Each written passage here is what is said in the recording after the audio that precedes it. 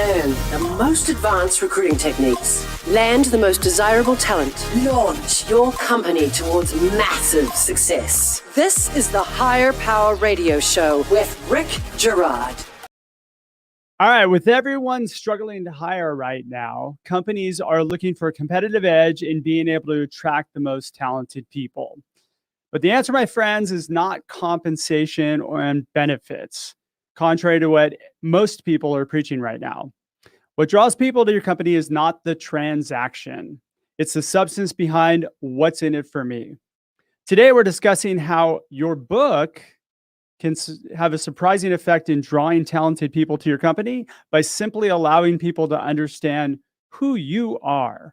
I'm Rick Girard, and welcome to the Higher Power Radio Show. We help entrepreneurs and business leaders win the right hire. We share insights from top-performing rebel entrepreneurs, game changers, and industry leaders like our guest today, Miss Alicia Dunams. She's the founder and CEO of Bestseller in a Week. Alicia has helped over 2,000 people become best-selling authors through her Bestseller in a Weekend course and professional ghostwriting, author services, and coaching company. Additionally, as a leadership trainer, executive coach, and certified peacemaker/mediator, who has worked with clients including CBS, Gap, Geico, and Capital One, Alicia uses the foundation of healthy conversations and storytelling as the bridge to overcome conflict in the workplace and beyond.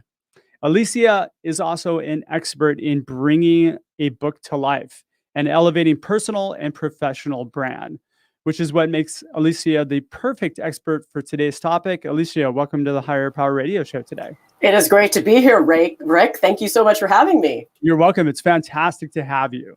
So we're going to talk about the benefits of a book, why you should consider having a book as a competitive edge to help you to build your organization. And then we're going to give some step-by-step play on how to create a book to elevate your personal and professional brand. Sound like a plan? Yes, indeed. Absolutely. Yay. All right. So I hear a lot of chatter, as I mentioned in the beginning, that there's a lot of companies that are hiring, they're scrambling to hire, and they're all complaining, I can't find the right people, right? The truth is, we're not looking at the right place, first off. But second off, we're not setting up magnets to get people attracted to our organization. And this is why I thought this would be a great topic, because a book can be a really good lead magnet for attracting talent. Yes, when we usually think of books, and when I work with my clients, usually they're writing a book as a way to build their own personal brand, increase their credibility, attract speaking opportunities, TV opportunities. And so it seems a little, maybe it could be, I have some of my clients, it might be a little self-serving in terms of building their career, or someone has a message to share in the world. And so that's why they're writing a book or some sort of framework or methodology. And what I've seen in some of my clients, and kind of just as a trend in the industry, is CEOs and leaders of organizations writing a book as a way to really highlight their company culture.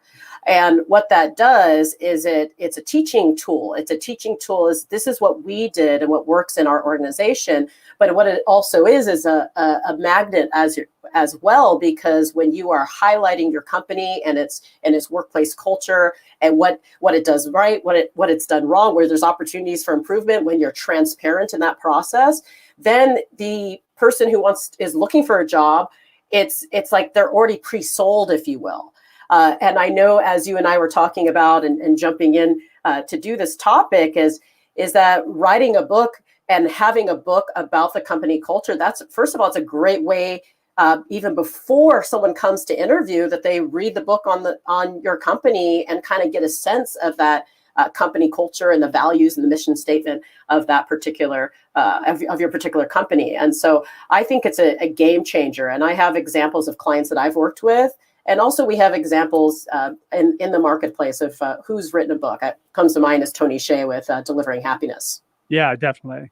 All right. So, the problem, you mentioned people who are looking for a job. You're also attracting people that aren't necessarily looking for a job, that are passive, right? I like to think about, like, if I'm writing an ad or I'm doing something, I'm trying to catch that person who just happened to come across, They went home one night. They had a frustrating day at work. They just happened to pop on the internet just to see what's out there. They're just kind of, window shopping. Those are the ones you want to capture their attention. I mean, if they resonate with your book too, there's a really good chance they'll just reach out to you and say, hey, look, I'm not looking. However, ... fill in the blank, right? Yeah, you're developing the company brand, and it becomes part of the ether. Like when people are talking about you, when the book is exchanging hands, when it becomes a bestseller on Wall Street Journal or New York Times, it's part of the cultural dynamic. And so people are just thinking about your organization because it's getting TV hits and media, etc. And so it's important because when I was thinking about this, what we're talking about today, I mean, I'm actually working from WeWork right now, and I know that the founder of WeWork kind of has a negative reputation because of what actually went down. So you can either write a book about your company culture and what's working, or you can have someone else write a book about you, which is what happened in his case. And again, this is a learning opportunity for everyone, but there's actually a documentary and a book about what went wrong. And so I think this gives an opportunity of what is working. And even if you're a beginning company and you're in the startup mode, writing a book about the company culture that you are committed to creating, and making that, maybe it's an ebook at first, and maybe people are reading it and you're sharing it, and it almost become a standard operating procedure, if you will, of how you envision and how you visualize your culture. And so I think it's important, especially with my clients, the founders of Barefoot Wine. When we wrote their book back in, it's been out for some time. It became a New York Times bestseller. I'm thinking the book is probably 6 or 7 years old right now, at least that. Is their business, Barefoot Wine, had such a specific company culture in terms of how they dealt with mistakes, for example. How they said, okay, there was a mistake. Awesome. That gets to be part of a standard operating procedure. Yeah, embracing failure. That's embracing failure is so important. And another celebrated failure. We had Bonnie and Michael on the show here, and they were wonderful people. And you can just tell that, hey, look at when we have a culture like this where people don't get in trouble, but they just kind of celebrate the failures because they know it's going to get them that much closer to the win, then yay, people want to be there. Absolutely. They have like zero attrition. Yes. And then also one thing that they would say that I loved was that there's 2 departments of a company, or is sales and sales support. And so they had a structure in which everyone was incentivized, because sales is what runs a business. And so if you make it only feel like the salespeople get the commission and no one else is benefiting, then people don't work together. And so that was a really beautiful, metaphor that they had. So they had so many lessons on how to build a culture that works and that wins, that's in their book as well. Most definitely. All right, you're listening to the Higher Power Radio Show. I'm your host, Rick Girard. And for our podcast listeners, we're going to take a quick educational moment from our sponsors. Hey, check out stridesearch.com. There you'll find the link to order Healing Career Wounds, which is available now. Let it be your startup secret weapon to winning the strongest hires.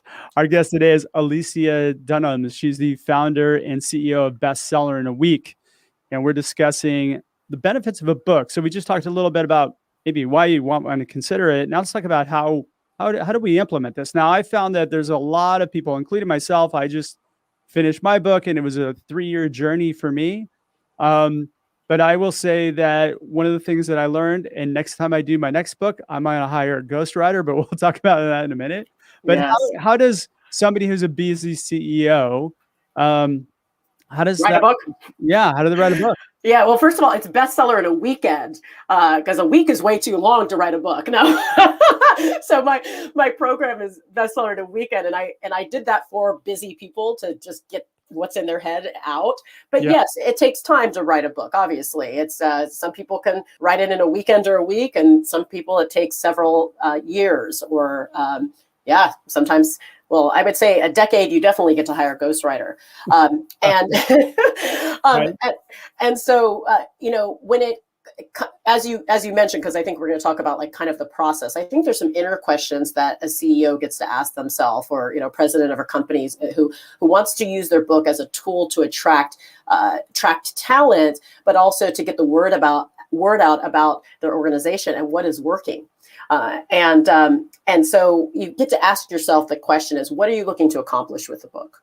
And I think that would be one of it. And obviously, your book can really establish and show your company values, its insight in terms of what the organization is working towards, in terms of the vision, in terms of the mission statement. It brands your particular business. And so like there was a book that I wanted to share. And so the guy who maybe, who ran WeWork, right? Like the original founder, probably it was good that he didn't write a book.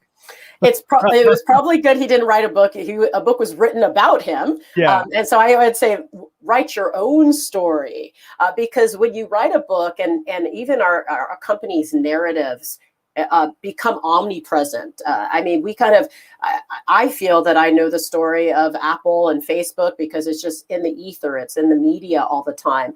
And so if you really want to create the narrative for your own company story, you get to write it. And so there's a book called The Heart of Business, Leadership Principles for the Next Era of Capitalism. And in this book, the former CEO of Best Buy, who really orchestrated the retailer's turnaround, he unveils his playbook in this book in terms of how he put people and purpose first.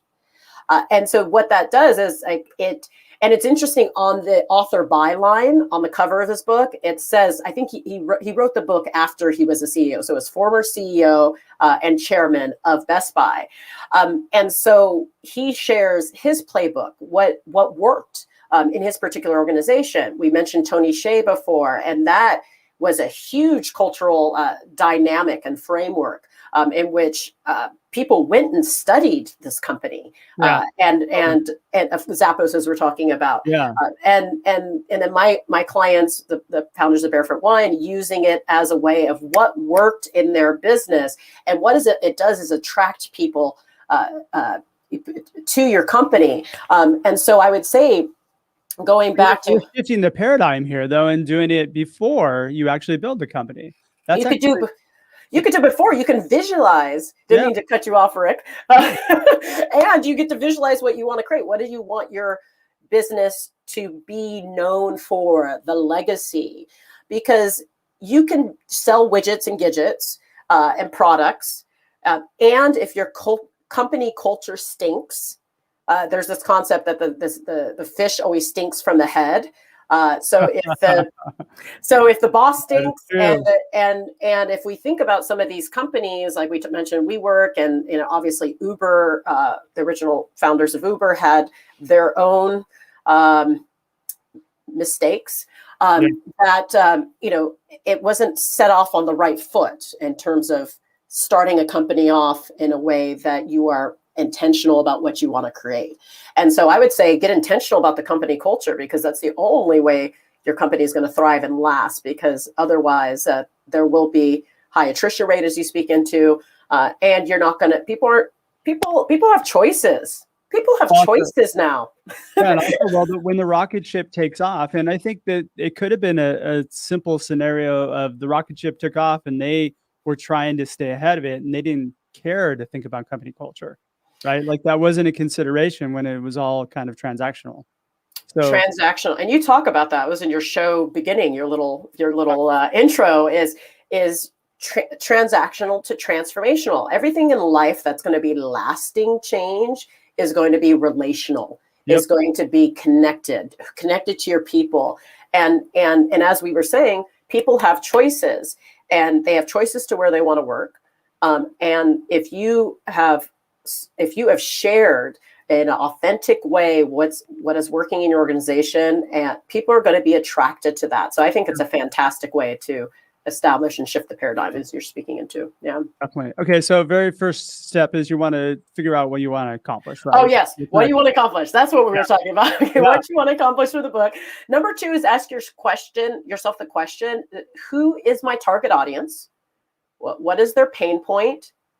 And how will I solve it? Okay. And so you want to start thinking. So these are some kind of internal questions you ask yourself. What do I want to accomplish? Do I want to promote my company? Do I want to market my company? Do I want to establish a brand? Do I want to attract employees? Then you think about what do I want to teach them? Okay. And then how am I going to really provide them a solution through the narrative storytelling in my book? Yeah. And in the case of a person you're trying to attract to the company for hiring, I mean, it's pretty simple as to what their pain points might be. They're probably not growing. They have probably management issues, or the content of the work that they have is stale, right? So now you have a situation where if you hit on those three things, and you show how you can alleviate that pain, then boom, you've got somebody who's going to apply. Absolutely. Because as we mentioned before, it's not just compensation. It's important in terms of the cultural dynamic that you create. Yes. No, and I've dealt with a lot of people that have actually taken salary hits to go to companies that solve their problems. So that does happen. People they're not all in for the money a lot of times. Recognition, the cultural, the dynamic. There's so many other reasons. Definitely. And then as we were speaking into, okay, what are the nuts and bolts to get started with writing a book? I would say you want to ask yourself, do I want to write this book, or do I want someone else to write the book? Or it could be a hybrid of both. And so I have a ghostwriting agency. I work with people to support them in getting a ghostwriter to bring their words and their story to life. So you want to find a ghostwriter that aligns with you, that supports you in your voice and making your voice come alive. So that's something that you want to do in terms of that. In addition, so finding a ghostwriter, and then. So let's talk about the ghostwriter for a second, because maybe some people don't know what a ghostwriter is, right? So let's define it. Yeah, what is a ghostwriter? Somebody, like, how does that work? Okay, you pay someone to write your book, essentially. So a ghostwriter, there's ghostwriters for books, there's ghostwriters for blogs, or even social media tweets. But this would be a professional book ghostwriter that is a professional author, writer, who basically interviews you as a CEO, as a leader, and then it just really absorbs the story, and then really hears your voice and is able to speak into your voice and write the book on your behalf. So there's ghostwriter, which is really kind of them writing the entire book. Then we have people like book doctors or developmental editors or writers who kind of take maybe your draft or your scribblings. Sometimes I have clients that bring together all their notes over the years and they kind of make sense of it. I have someone doing that right now where we have like recordings and transcriptions, and then they're making sense of it. So those are more like book doctors. You know what? I did that. You did that? Yeah, I did that. So awesome. Mine was a wake up every morning at 5 a.m. And start writing for 2 hours before my daughter got out of bed. And so I would just read the last paragraph and then write. And I thought I was writing, the epic novel. And it turned out it was the first read through was just so hard. It was garbage. So I went the route of hiring a developmental editor who was amazing. And she came in and gutted it and kind of put some structure to it and helped rebuild it. And that's kind of a hybrid. That's like you writing your stuff and then they kind of fix it. And there's a lot of writers who like doing that. I've had a client who hardly read their book. So like we just wrote the whole thing and they're like, that looks good. And then I've had people who've been really part of the process. Yeah. So that hybrid is that. And then you can have, or then you can write your own book and maybe have an editor go through it. So there's different stages. So you want to get someone that you gel with, or you can hire like an agency or a company that does the process for you, where you work with like a book coach. I'm a book coach, where they extract the information out of you, your story, your narrative, and then they have ghostwriters that can take your book and get it across the finish line. But you recommend, if you're a CEO, just hire a ghostwriter. I mean, if you're CEO, just hire a ghostwriter. Hire a ghostwriter. It's so much easier, and trust me, I'm doing it in my next book. Yes, that's what I say. Just hire a ghostwriter and take it from there. Now, what about publishing? And what considerations do you have to come into play for publishing? Yeah, so obviously there's self-publishing. I would say if you're a CEO of a major Fortune 100 company, you will most likely get a publishing deal. So that's a different process. You would want to write a book proposal, and a book proposal includes kind of your unique selling proposition for the book, a competitive analysis, a background about you, an annotated table of contents, a chapter or two that shows. So it's you, and you can actually have a ghostwriter write that for you. So you don't have to do that as well. And you can start that process first, or you can go to an agent, and the agent will pair you with someone to write the book proposal. And that process is going to be at least 18 months to 2.5 years. I have a client that I've been working with since 2018, and his book is going to be publishing next year. And he's a CEO of a company. He was very hands-on in his book because he has the time, because his company is doing really well. So he has the time to do that. And he loved the process. And we had, some additional writers and illustrators, et cetera, that created that. So it just shows that 2018 to 2022. So that's a 4-year process versus self-publishing. You can write a book and get it out within months. I would say when I work with my clients with ghostwriting, usually the process is about 6 to 8 months in terms of ghostwritten book. Yeah, you know what? I try to go the traditional route. One of the things that I learned is that I actually don't have a big enough audience to support. Yes. You get to have an audience. So you either get to be a CEO or of a major branded organization that has some weight, or you get to have an audience. And so then they say author platform. And so that's who's following, how many numbers. It comes down to actually very transactional. So how many numbers, how many can you sell? It's all numbers based. And so it's like, okay, how can we make it both transformational and it's obviously transactional. And I've had a few of my friends that have gotten book deals based on the fact that they have 500,000 Twitter followers, right? So absolutely. they have a big audience. Whereas I don't play the Twitter.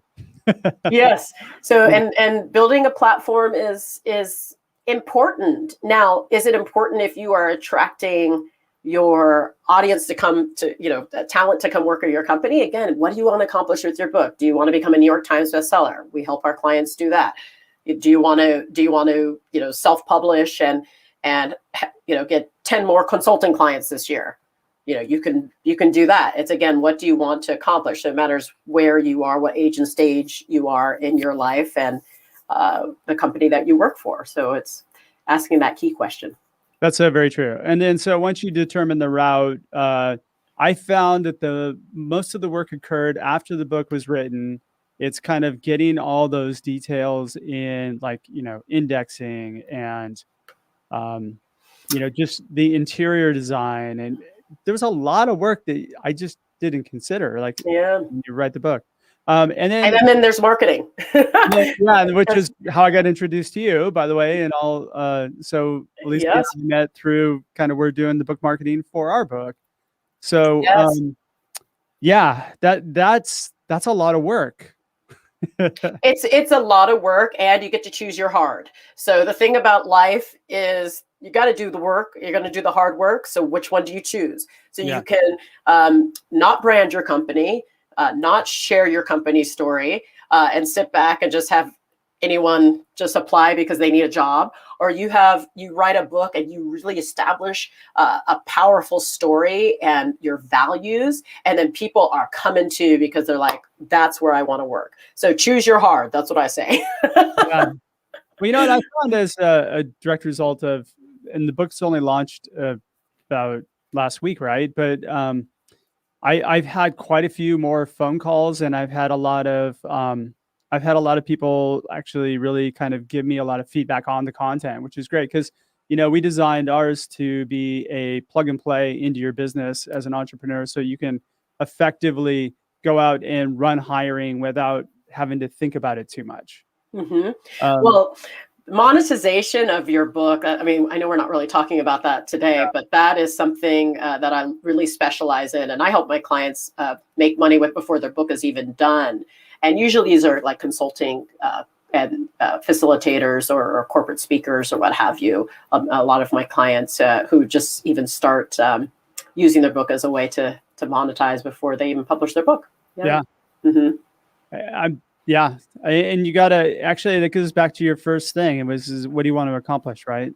What do you want to accomplish? Everyone's going to have a different goal set. So I think that's the question you get to ask yourself. And so I would say, as we are, sharing the benefits of writing a book, and it's all around what do you want to accomplish, and do you want to make money? There's a way to do that. Do you want to attract talent? There's a way to do that. Do you want to become a New York Times bestseller? There's a way to do that. So it's really getting clear and intentional about what you want to create, and then reverse engineering, as we always do. So I think for the purposes of higher power, and because you're a gift in terms of helping your clients attract the right people for their team, is for anyone who's listening today to be really intentional about who do I want to attract, and what company cultural story and workplace culture do I want to share, and that I want to almost walk through the door before I do, it's baked in, as we said, and so that's a key question I think that all entrepreneurs get to ask themselves. Yeah, when you have people that resonate with the values of the company, those are great people that you want to bring on board. All right, Yes. We're getting pretty close on time. What are 2 or 3 key takeaways you can give the audience that can plug into their business today? Absolutely. Well, writing a book is a great way to get publicity. It's a great way to show your company values as well. And I would say some key takeaways is that when you write a book on workplace culture, you attract the right people to your organization. 100%. So very important. And then also it becomes a playbook and an operating procedure for your company as well. And what I would say, and we mentioned before, have people read it before they come and interview. That's like part of the prerequisites. Let's really. Yeah, this is who we are. If you resonated with it, great. If not, please don't come in and interview. Exactly. And so I would say those are some of the key takeaways: publicity, getting your message out there, and then really sharing your cultural values. Because one thing I say in my business is when you write a book and share your story, you indeed change the world. And business is a tool to change the world. So very true. Alicia, thanks so much for your time investment today. And I want to welcome you to the Higher Power Radio community. Now, what would be the best way in which members of our audience can find you and maybe connect up with you? Absolutely. Well, you can go to bestsellerinaweekend.com and sign up for a free strategy session to talk with me, whether you want to get a ghostwritten book, or maybe you already have a book and need support, or maybe you want to write your book in a weekend and get it out really quickly. So I work with all types of people. So bestsellerinaweekend.com. My blog is at aliciadunams.com, and you can find me online at Alicia Dunams. And we'll have all those links in the show notes. And just as a side note, I worked with Alicia a little bit. She was awesome. So thank you so much. You've been amazing, like a wealth of knowledge. Thank you. Oh, thank you, Rick. All right. Well, I want to thank everybody for tuning in to this week's episode of Higher Power. Quick thanks to our team: Brian Colburn, Andrea Ballin, and Ayla Gerard. If you're listening to the podcast, please subscribe, review, and share. After all, this show is for you, and we welcome your feedback. You can join the Higher Power Radio community at Higher, H-I-R-E, Power, P-O-W-E-R, radio, R-A-D-I-O.com, or you can drop me an email at rick@stridesearch.com. Tune in next week. Our guest is going to be Hannah Pryor. She is the president and executive coach for the Priority Group. I'm your host, Rick Gerard, and you have been listening to the Higher Power Radio Show. Aloha. Aloha. Thank you for listening to Higher Power Radio. Catch our LinkedIn Live show every Tuesday at noon, or download the podcast on iHeartRadio, iTunes, YouTube, or your favorite podcast platform. We appreciate you joining us on Higher Power Radio with your guide to recruitment success, Rick Gerard.